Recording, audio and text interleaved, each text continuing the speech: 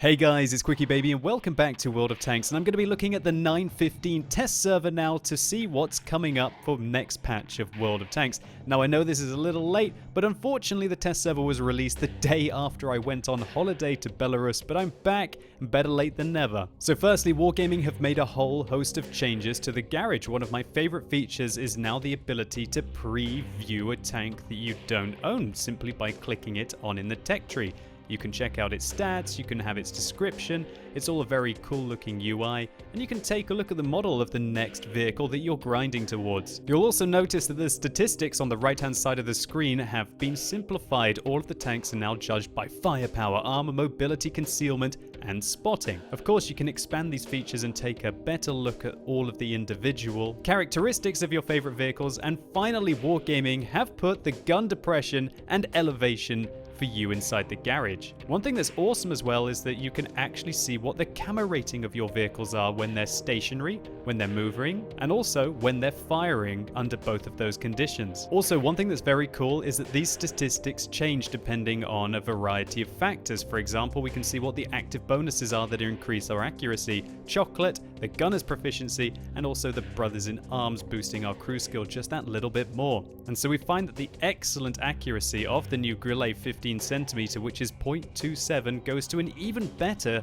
0.24 when we take into account all of the active bonuses. This is very useful to see how much, for example, coated optics will increase your view range.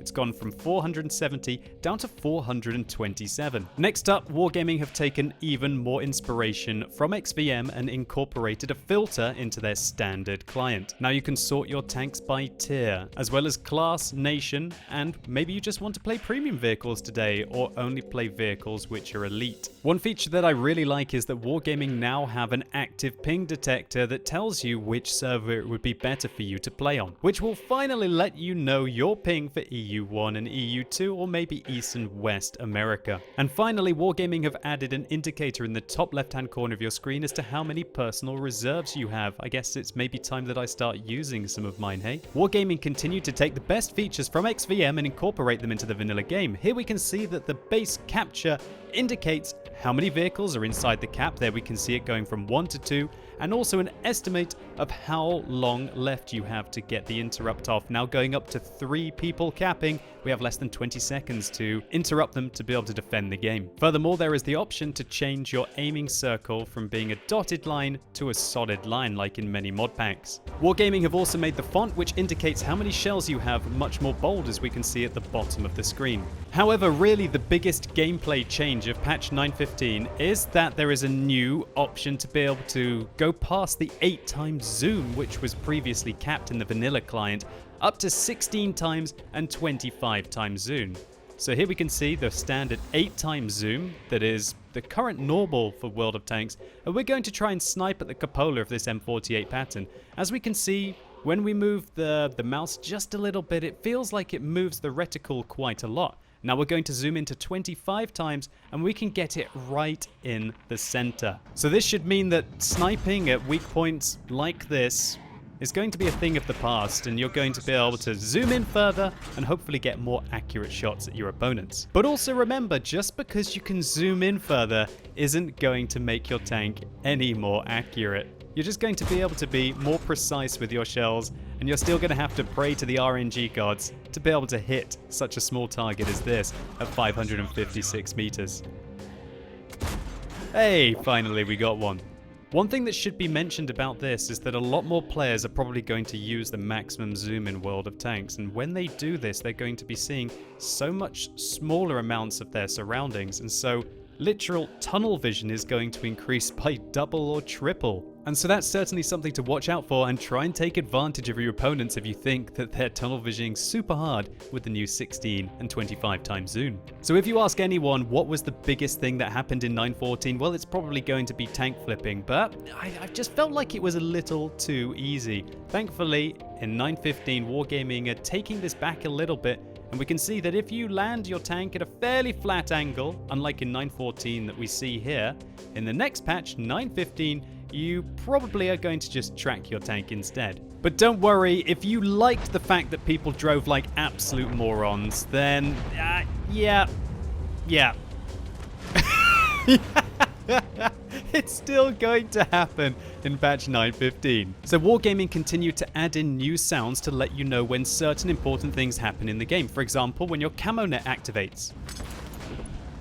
Yeah, it's a pretty cool sound. This also happens when your binoculars activate, so you can know when it's time to fire or when you should have spotted your opponents. Wargaming have made improvements to the sounds of when your tank takes damage. For example, when you take a low amount of damage, i.e. between 0 and 17%, you will hear this. When you take between 17 and 35%, you will hear this. Bit more meaty. And finally, if you get hit by that Jagdpanzer 100 and you lose more than 35% of your health, you're going to be hearing this.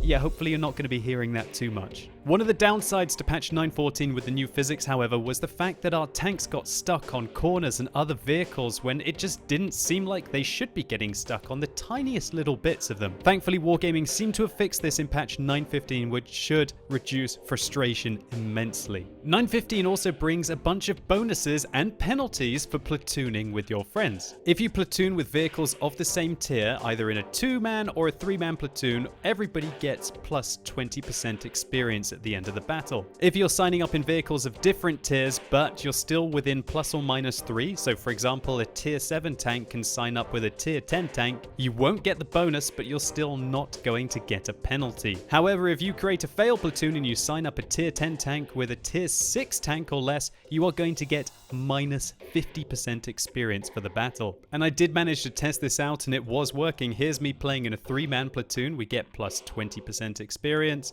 Here's me playing in a 2-man platoon, 20% experience.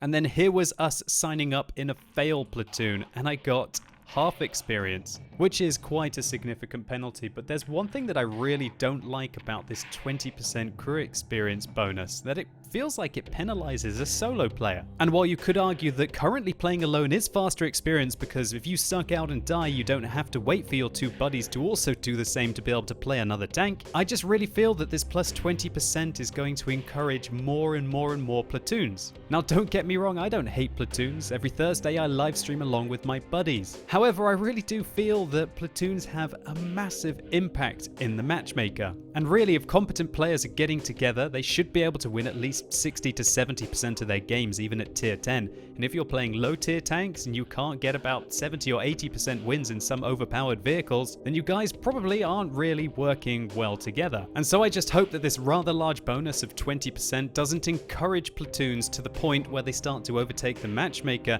and you feel punished for when you want to just play solo. And also I think that Wargaming should be careful with putting in such large bonuses as plus 20% experience because it devalues all the work that everyone's put in before when they haven't had such bonuses available to them. Now, while 20% isn't the biggest of deals, one of the things that I really like about World of Tanks is the fact that it does take a large amount of time to be able to get towards the top tiers. And so it feels like a hobby that you grow into, you see your account growing, and also it protects the high tiers from players who are inexperienced. Wargaming have already made it so much easier with the recruiter friend and the personal reserve system to be able to get towards the high tiers really quickly.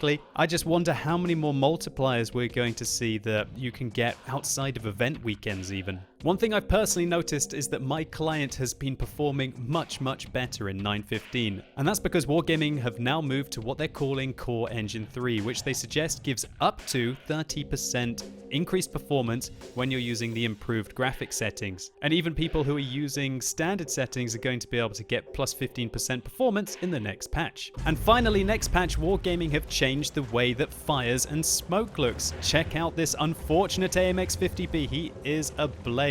Do you know what? I might stop using fire extinguishers or just aim better at my opponents to be checking out some of those cool new features next patch. There are also 2 key things coming in 9.15. The WT Alfie 100 is being replaced by the Grillet 15cm, which I've been playing a bunch and I really like it. Once you start to get the hang of it, it is an absolute beast. And I just find the vehicle so much more engaging as you get to actively participate in the battle rather than just killing a tank every 50 seconds that the WT Alfie 100 did. And also there are hell of a lot of buffs and nerfs to some of your favorite tanks, such as the 59 pattern. But I digress, I'm going to be talking through all of the buffs and nerfs in a separate video, as well as previewing the Grille 15, so stay tuned to the channel for that. So once again, sorry that I didn't get you this video pretty much on day one like I usually do when the test servers are released, but I was taking a holiday and doing some important things, such as walking around on T-55 tanks, or casually using anti-aircraft guns with my wife Pepperdy. And I'll be trying to put a vlog together of the awesome holiday that we had. But hopefully you guys enjoyed this video. If you did, or maybe it was just useful to you, please consider giving it a like down below. It really helps the channel out. And I'm also going to be running a poll in the top right hand corner of your screen. Click that more info icon to participate. Today I'm asking you whether you prefer 9.14 and 9.15, i.e. patches where Wargaming have made improvements to